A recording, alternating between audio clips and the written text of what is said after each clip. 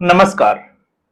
मैं कमलेश कबीर आपका एक बार फिर स्वागत करता हूं इस नए एपिसोड में। आज के इस एपिसोड में हम बात करेंगे राहुल गांधी के आज की प्रेस कॉन्फ्रेंस को लेकर। राहुल गांधी जिस तरीके से अब तक उनको मंदबुद्धि बोला जाता था, आज उन्होंने खुद साबित कर दिया कि वाकई में जो है वो उनमें बुद्धि की कमी है और राजनीतिक अपरिपक्वता कैसे होती है वो भी उन्होंने बता दिया। राहुल गांधी और पूरी कांग्रेस पार्टी पूरी प्लानिंग करके बैठी थी कि यह प्रेस कॉन्फ्रेंस जो हाइड्रोजन बम की बात की जा रही है, यह प्रधानमंत्री नरेंद्र मोदी के जन्मदिन ही रखी जाएगी। लेकिन जब उनको लगा कि सुबह से ही देश और दुनिया में प्रधानमंत्री नरेंद्र मोदी के जन्मदिन को लेकर बड़ी हलचल है, तो उन्होंने अपनी जो स्टेप थी वो पीछे खींच ली। तो वो ऐसा नहीं कर पाए। अब ऐसा नहीं कर पाए तो आज का दिन राहुल गांधी कांग्रेस की तरफ से तय किया गया। सुबह 10 बजे, फिर 10:15, फिर 11:45 और फाइनली जो है वो 11 बजे राहुल गांधी उठकर प्रेस कॉन्फ्रेंस के लिए आए। उनको पूरी एक बाकायदा जो है वो पीपीटी तैयार करके दी। अब पीपीटी तैयार करना और उसके संदर्भ में आसपास कुछ ऐसा पता करना भी होता है कि शायद यह ना हो कि यह जो मामला है वो उल्टा गले की फांस बन जाए। अब राहुल गांधी कांग्रेस के साथ ऐसा ही हो गया। अब कैसे हुआ हम उसके ऊपर आए, उससे पहले हम समझ लेते हैं आज की प्रेस कॉन्फ्रेंस को। आज की प्रेस कॉन्फ्रेंस में जिस तरीके से हाइड्रोजन बम की बात की थी, ऐसा कुछ नहीं था। नॉर्मल प्रेस कॉन्फ्रेंस थी। अब जिस तरीके से प्रेस कॉन्फ्रेंस ये रखी गई थी राहुल गांधी की, आज का जो टॉपिक था वो था डिलीशन। इससे पहले जो रखी गई थी एटम बम वाली, वो था वोटरों जो मतदाता सूची में नाम ऐड करना, और आज था डिलीट करना। तो ऐड करने में राहुल गांधी ने बड़ी चालाकी से हिंदू मतदाताओं को आगे रखते हुए, मैं साफ तौर से कहता हूं क्योंकि जिस महादेवपुरा सीट का जिक्र था वहां पर मुस्लिम मतदाताओं की संख्या ज्यादा थी, लेकिन उनको छुपाया गया। क्यों छुपाया गया? क्योंकि बिहार में चुनाव है, उसका नुकसान हो सकता है। तो आदित्य सिंह, फिर रंजू देवी, मिंटो देवी, तमाम तरीके के नाम जो है वो कांग्रेस पार्टी लेकर आई। लेकिन कुछ ही समय में राहुल गांधी और पूरी कांग्रेस पार्टी एक्सपोज होती चली गई। क्यों हुई? क्योंकि मिंटो देवी भी सामने थी और आदित्य सिंह भी सामने आ चुका था। तो अब बारी थी हाइड्रोजन बम की, और जिसमें मेरा आकलन यह था कि शायद ये वाराणसी की सीट पे, क्योंकि वहां पर भी कांग्रेस पार्टी की अजय राय की टीम काम कर रही है, तो मुझे लगा शायद ये वाराणसी से कुछ लेंगे। लेकिन इन्होंने एक बार फिर चुना कर्नाटक कांग्रेस को। क्यों कर्नाटक कांग्रेस में क्यों कह रहा हूं? क्योंकि कांग्रेस पार्टी की सरकार है कर्नाटका में, तो थोड़ा चीजें जो है वो आसान हो जाती है। लेकिन इसमें गलतियां क्या कर बैठे राहुल गांधी, वो थोड़ा सा अगर हम समझे तो इस डिलीशन में जिस तरीके से ज्ञानेश कुमार को टारगेट किया गया, तो ज्ञानेश कुमार जो चुनाव हुए, ये जो सारी बातें जो राहुल गांधी कर रहे थे इस प्रेस कॉन्फ्रेंस में, चाहे वो सीआईडी को लेकर हो या फिर चुनाव आयोग को लेकर हो, तो ज्ञानेश कुमार किसको बचा रहे हैं और ये वोट चोरी कैसे करवा रहे हैं। तो ज्ञानेश कुमार 15 मार्च 2024 को चुनाव आयुक्त बने थे और उसके बाद 19 फरवरी 2025 को मुख्य चुनाव आयुक्त। तो मामला जो है वो सारा इससे पहले का है। तो आप खुद सोचकर देखिए कि जब ज्ञानेश कुमार चुनाव आयोग में अस्तित्व में ही नहीं थे, तो ज्ञानेश कुमार ने चोरी कैसे करवा दी। तो अब आप इसको मंदबुद्धि नहीं कहोगे तो क्या कहोगे? थोड़ा सोच समझकर, थोड़ा आकलन करके कि ज्ञानेश कुमार के बजाय ये किसी पहले वाले चुनाव आयुक्त को अगर कटघरे में खड़ा करते, तो मुझे लगता है कि थोड़ा इंप्रेशन थोड़ा अलग हो जाता, थोड़ी बात जो है वो सही समझ में आ जाती। तो एक यहां पर राहुल गांधी फिसड्डी साबित हुए। दूसरा, राहुल गांधी जिस सीआईडी की बात की जा रही है कि 18 बार जो है वो सीआईडी ने चुनाव आयोग को उन मोबाइल नंबरों की जानकारी मांगी। अब आपको थोड़ी हंसी आएगी। कर्नाटक में सरकार किसकी है? कांग्रेस पार्टी की। तो ये तो पुलिस भी पता कर सकती है कि वो मोबाइल नंबर थे किसके। अरे भाई ज्यादा नहीं तो क्राइम पेट्रोल तो देखते ही होंगे। अब क्राइम पेट्रोल में ऐसे बहुत सारे केस है जो पुलिस सुलझाती है। तो पुलिस कैसे सुलझाती है? मोबाइल ट्रेस करके। अब वो फर्जी पता है कैसे है, उस सिम की ईएमआई, मोबाइल की ईएमआई नंबर क्या है, ये तो पुलिस ही सुलझा लेती है। और जब हम किसी, ये भी देखा है कि आम रूप से हम जिसकी बात करें कि कोई क्राइम हो जाता है तो उसकी जांच के लिए सीबीआई की या सीआईडी की जो है वो ये मांग की जाती है। तो यहां पर पुलिस से ऊपर बढ़ जाती है सीआईडी। तो सीआईडी कांग्रेस पार्टी के अंडर में है कर्नाटका की, और सीआईडी ये पता नहीं कर पाई कि वो मोबाइल नंबर किसके हैं। और आज सवाल किससे पूछा जा रहा है? मुख्य चुनाव आयुक्त ज्ञानेश कुमार से। जबकि कर्नाटका में सारी जो जानकारी और सारा जो काम होता है वो राज्य निर्वाचन आयोग का होता है, और वो वहां की, या हम कहें कि संबंधित राज्य की सरकार के अंडर में आता है। और आप याद करिए, केएन राजन्ना जो कांग्रेस पार्टी के सहकारी मंत्री थे सिद्धारमैया की सरकार में, उनको क्यों हटाया गया? उन्होंने यही कहा था कि यह कांग्रेस पार्टी की जिम्मेवारी थी, क्योंकि उस वक्त कांग्रेस पार्टी सरकार में थी। तो अब आपको समझ में आएगा, क्योंकि राहुल गांधी के उस पूरा जो प्रोग्राम था उसकी हवा केएन राजन्ना ने शुरुआत में ही निकाल दी थी। तो केएन राजन्ना को कांग्रेस पार्टी से बाहर का रास्ता दिखा दिया। अब आते हैं हम, इससे थोड़ा सा आगे बढ़ जाते हैं। मामला क्या था कि 6018 वोट जो है वो डिलीट कर दिए गए। अब यहां पर समझने वाली बात यह है, राहुल गांधी जब ये कहते हैं कि दलित और ओबीसी जो है वो इस सीट के ऊपर, क्योंकि ये आरक्षित सीट है, अब ऐसे में आरक्षित सीट के ऊपर यह कहना कि दलित और ओबीसी के वोट काट दिए गए, अब आपको थोड़ा इसमें भी हंसी आएगी। और आरोप किसके ऊपर लगा रहे हैं? सरकार के ऊपर, नरेंद्र मोदी के ऊपर, कि वो वोट चोरी करके सत्ता में आए हैं। जबकि ओबीसी का प्रधानमंत्री किसने दिया? दलित राष्ट्रपति किसने बनाया?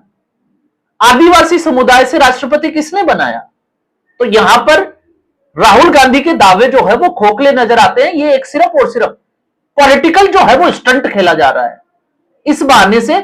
ऐसा इसलिए कि मैं कुछ नहीं कर सकता, मैं हारा हुआ थका हुआ एक इंसान हूं जिसमें कोई काबिलियत नहीं है, इसलिए जो काबिलियत वाले इंसान है उनके ऊपर कीचड़ उछाल दो। और ये कांग्रेस पार्टी के डीएनए में है। ऐसा किसने किया? ऐसा पहले महात्मा गांधी ने किया। 1938 में जब कांग्रेस पार्टी के अध्यक्ष के लिए चुनाव हुआ तो सुभाष चंद्र बोस के सामने महात्मा गांधी ने अपना कैंडिडेट खड़ा किया। सुभाष चंद्र बोस की जीत हुई तो महात्मा गांधी ने उसको व्यक्तिगत हार के रूप में स्वीकार कर लिया और सुभाष चंद्र बोस के खिलाफ हो गए, उनसे बातचीत करना बंद कर दिया। और स्थिति यह बनी कि सुभाष चंद्र बोस को आखिर में देश छोड़ना पड़ा।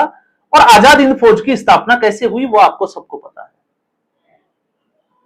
और फिर उसके बाद में राष्ट्रपिता की उपाधि लेना, क्योंकि ये राष्ट्रपिता की उपाधि जो है वो पहले नेताजी सुभाष चंद्र बोस को जाने वाले थे। तो ये तो कांग्रेस पार्टी के डीएनए में है कि अगर आप कमजोर कड़ी हो तो आप सामने वाले को कमजोर, उसके ऊपर कीचड़ उछाल दो। फिर उसके बाद में भीमराव अंबेडकर को उसका कद छोटा करने के लिए भीमराव अंबेडकर के साथ क्या किया गया जवाहरलाल नेहरू के समय, आप खुद उठाकर देखिए। और फिर उसके बाद में इंदिरा गांधी से लेकर राजीव गांधी तक इतिहास ये कहता है कि लाल बहादुर शास्त्री, बहुत सारे नेता हुए इस देश में जिन्होंने, क्योंकि जब जब आजादी की बात की जाती है तो आजादी में सबसे ऊपर उनका नाम आता है जिन्होंने अपने बलिदान दिया। उनका नहीं आता जो शुद्ध रूप से राजनीति कर रहे थे और राजनीतिक गोटियां खेल रहे थे सत्ता पाने के लिए। तो यह कांग्रेस पार्टी के डीएनए में था। और आज जब कांग्रेस पार्टी इस तरीके की बात करती है तो मुझे लगता है कि राहुल गांधी को जरा थोड़ा सा जो है वो आईना जरूर देख लेना चाहिए। और फिर उसके बाद में आप इसमें थोड़ा सा आगे आ जाइए, इस पूरी प्रेस कॉन्फ्रेंस को आप देखिएगा उठाकर, जो मैं बातें बोल रहा हूं। एएनआई के जब पत्रकार ने सवाल किया कि अगर आपके पास ये ठोस सबूत है तो आप अगला रास्ता क्या कोर्ट होगा, कोर्ट जाएंगे? राहुल गांधी ने साफ इनकार कर दिया कि वो कोर्ट नहीं जाएंगे, क्योंकि कोर्ट जाएंगे उनको पता है फिर वो फंस जाएंगे। तो ये ठीक वही बात स्थिति आ गई, हलफनामा। और लगातार ये बताने की कोशिश कर रहे हैं कि मैं नेता प्रतिपक्ष हूं और यह मेरी जिम्मेवारी है कि मैं आपके सामने सही तथ्य रखूं और सरकार के ऊपर दबाव बनाऊं। तो राहुल गांधी को अब क्या समझ में आ रहा है कि नेता प्रतिपक्ष का काम क्या होता है। इससे पहले सिर्फ और सिर्फ लोकतंत्र के बहाने अपने परिवार को बचाना और देश में अराजकता का माहौल बनाना, सिर्फ नेता प्रतिपक्ष को इतना ही पता था। अब समझ में आ रहा है कि उनके दाव जो है वो उल्टे पड़ते जा रहे हैं। अब इससे 2 कदम आगे हम चलते हैं। तो कोर्ट राहुल गांधी नहीं जाएंगे, और जब वो बात करते हैं कि वो लोकतंत्र को बचाने के लिए आए हैं, नहीं, लोकतंत्र को बचाने के लिए नहीं, क्योंकि राहुल गांधी का काम लोकतंत्र बचाना नहीं है। ये मेरे शब्द नहीं है, राहुल गांधी का है। उनका काम है लोकतांत्रिक प्रक्रिया में पार्टिसिपेट करना। तो अब हम आ जाते हैं लोकतांत्रिक प्रक्रिया। राहुल गांधी को मैंने शुरू में यह कहा था कि मंदबुद्धि है या परिपक्व है, उसका जीता जागता नमूना। जिस कर्नाटका की वो बात कर रहे हैं, उसी कर्नाटका में कर्नाटका हाईकोर्ट ने एक फैसला दिया है कांग्रेस पार्टी के खिलाफ वोट चोरी के आरोपों पर। और मामला क्या है? मामला है कर्नाटका की मल्लूर सीट। कर्नाटका की मल्लूर सीट पे कांग्रेस पार्टी के विधायक है केवाई नेंजीगौड़ा, और केवाई नेंजीगौड़ा इससे पहले भी जो है वो विधायक रहे थे, और उनके खिलाफ भारतीय जनता पार्टी के कैंडिडेट के रूप में थे मंजूनाथ। तो 2023 के विधानसभा चुनाव परिणाम जब आते हैं, तो विधानसभा चुनाव परिणाम में जीत हार का अंतर 248 का होता है, 248 मतों का।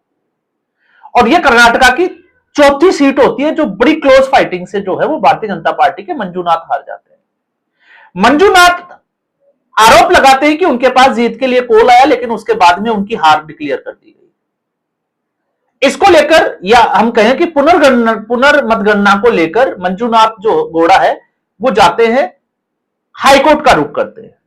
2 साल तक केस चलता है, और वहां के जो वीडियो फुटेज थे मतगणना के, वो देने से इनकार कर दिया जाता है, वो हाईकोर्ट में रखे ही नहीं जाते। तो 2 साल के बाद में अब हाईकोर्ट जो है वो भी इसी वक्त फैसला देता है, और फैसला क्या है कि केवाई नेंजीगौड़ा को अयोग्य घोषित कर दिया। अब आप सोचकर देखिए, जो आने वाले में यह दिख रहा था कि नंदिनी जो घी का जो ब्रांड है उसके अध्यक्ष बनने वाले हैं, उसके अब उनके ऊपर तलवार ये लटक गई कि उनको विधायकी ही चली गई, और आरोप क्या है? वोट चोरी का आरोप। तो कहां भारतीय जनता पार्टी पर आप आरोप लगा रहे थे, और आपका विधायक जो है उसकी विधायकी चली गई वोट चोरी के आरोपों में। और सच्चाई क्या थी? सच्चाई भी आप देख लीजिए। इस सीट की जिसकी मैं बात कर रहा हूं, मल्लूर सीट की, वहां पर मुकाबला त्रिकोणीय था, कांग्रेस और भारतीय जनता पार्टी के साथ ही नहीं था। और जहां हम बात करते हैं मंजूनाथ की, तो मंजूनाथ इससे पहले जो है वो जेडीएस में थे, और जब से 1978 में, क्योंकि कर्नाटका का अस्तित्व ही 1978 में आया है, तो अब तक वहां पर 4 बार कांग्रेस, 2 बार बीजेपी और 1 बार जनता दल सेकुलर का विधायक रहा है। ये यहां का ट्रैक रिकॉर्ड है। और 2013 में इसी सीट पर मंजूनाथ जो है वो विधायक थे जेडीएस की तरफ से। तो मंजूनाथ का भी इस सीट के ऊपर वर्चस्व जो है वो जबरदस्त तरीके से था। लेकिन इस बार वो किसके उम्मीदवार थे? भारतीय जनता पार्टी। और अब ऐसे में आप देखिए, जब मैं बात करता हूं कि मामला त्रिकोणीय था, तो 29 पॉइंट कुछ वोट जो है वो दोनों कैंडिडेट्स को मिले थे, जो भारतीय जनता पार्टी और कांग्रेस पार्टी के थे। 29.2% बीजेपी और 29.6% कांग्रेस पार्टी। लेकिन इनके पीछे एक व्यक्ति और था, निर्दलीय कैंडिडेट, जिसको 28 पॉइंट समथिंग वोट मिले थे। लगभग 28% मत जो है वो निर्दलीय उम्मीदवार ले गया, और ये अनुसूचित जाति के लिए रिजर्व सीट कैटेगरी में आती है। तो उसी वक्त हाईकोर्ट का फैसला, तो राहुल गांधी को चाहिए था कि इस प्रेस कॉन्फ्रेंस को लेकर 5 या 10 दिन का और इंतजार करते। ये तो वही बात हो गई कि जो न्यायालय है वो आपके लिए कह रहा है कि कांग्रेस वोट चोरी कर रही है, और आप अपना ठीकरा जो है वो भारतीय जनता पार्टी के ऊपर फोड़ रहे हैं। तो इसलिए सारी जो प्रेस कॉन्फ्रेंस सिर्फ और सिर्फ अल्प ज्ञान के चलते जो है वो कांग्रेस पार्टी ने अपनी खराब कर ली। तो आज के एपिसोड में बस इतना ही। उम्मीद करूंगा वीडियो एपिसोड आपको पसंद आया होगा। वीडियो को लाइक करें, शेयर करें, चैनल जरूर सब्सक्राइब करें। धन्यवाद।